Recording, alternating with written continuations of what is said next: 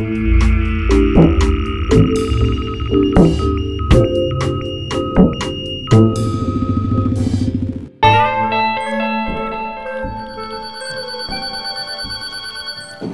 изчезналото дете.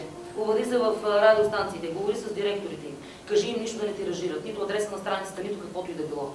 Здравейте, обажда се Рибол от последно изчезнали. Здравейте, здравейте. Моля ви, слушайте ме много внимателно. Нямаме никакво време. Случай на отвличане. Дете предават го директно с уеб камера. Слушате ли ме? Преди малко сложиха до детето нещо, което прилича на експлозив. Задачата е вие да го погледнете и да разпознаете устройството. Това се опитваме да разберем. Някаква вещица. Да, но какво му сложи? 30 минути. Защо само 30? При това остават само...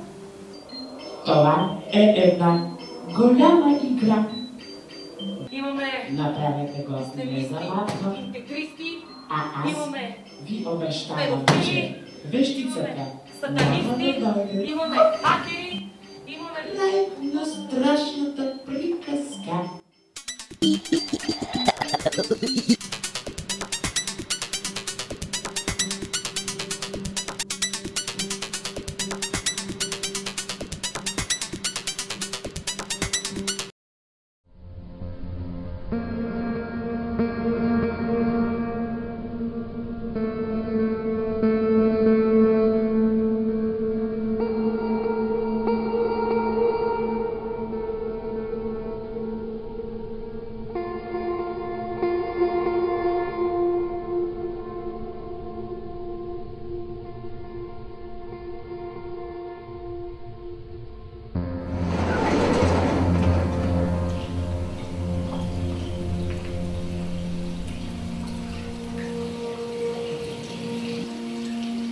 Живеем след нередовни. Има повече смахнати, отколкото хората са къла.